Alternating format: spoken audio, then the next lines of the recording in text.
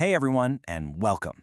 You know that feeling when you read something and it just pulls you in? A description so real you can practically smell the air or feel the silence in the room? Well, today, we're going to pull back the curtain and see exactly how that magic works.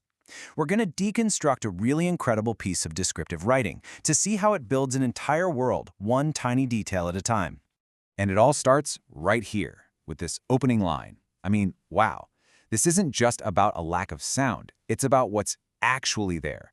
The author gives silence weight, a texture, even a history. Right away, you know this isn't just some room. It's a container for memories. This single sentence, right off the bat, sets the entire mood for everything we're about to explore.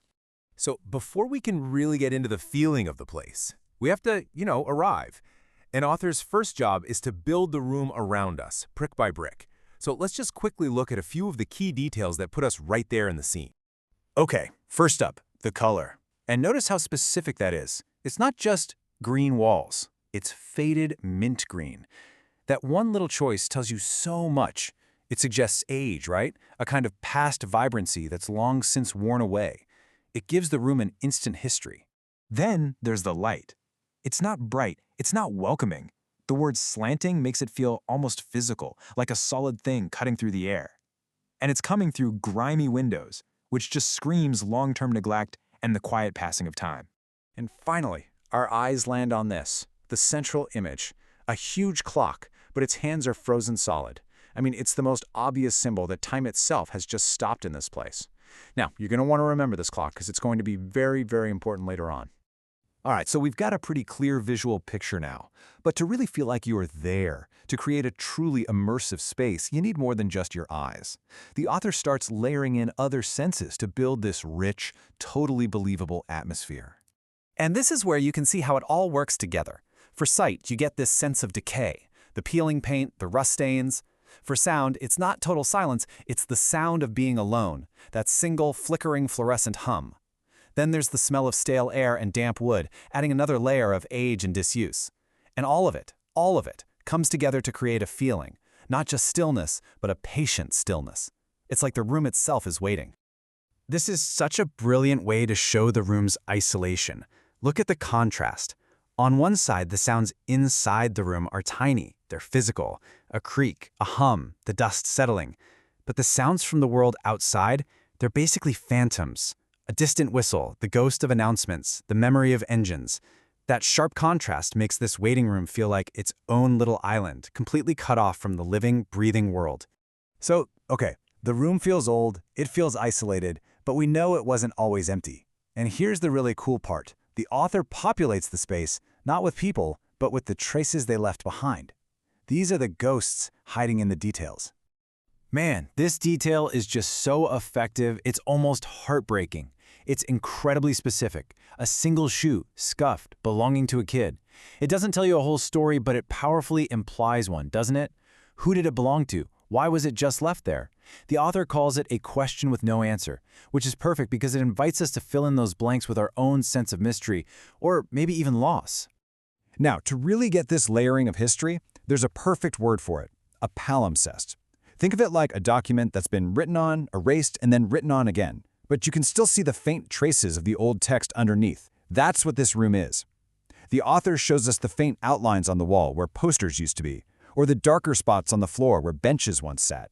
Every little stain and scratch is a piece of a previous story. It makes you realize that pretty much every space we're ever in is a palimpsest, written over with countless stories. Okay, so we've looked at the concrete stuff, the physical and sensory details. Now let's go a little deeper and explore how the author uses these details to point to bigger, more abstract ideas. This is where description stops being just a picture and starts to have real meaning. Remember that frozen clock? Well, the essay tells us the exact time it's stuck on, 4:17. And this is so important. It's not just some vague, symbolic stopped clock. It's a specific, concrete moment, locked in time forever. That tiny, precise detail makes the huge, abstract idea of time standing still feel chillingly real and permanent. And this, right here, this brings us to the core feeling of the entire piece. The room isn't just empty, it's in a state of active anticipation. Every single detail we've talked about, the heavy silence, the slanting light, that frozen clock, it all builds toward this powerful sense that the room itself is perpetually waiting for something that is never, ever going to arrive. It's like the feeling of holding your breath forever.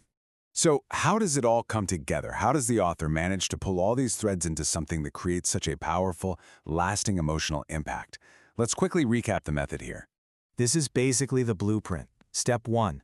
Build the container, the physical room. Step 2. Fill it up with sensory details to make it feel absolutely real. Step 3. Populate it with ghosts, those objects that hint at human stories. And finally, Step 4. Use symbols, like the clock, to give the whole thing a much deeper meaning. It's a simple but incredibly powerful formula for creating atmosphere.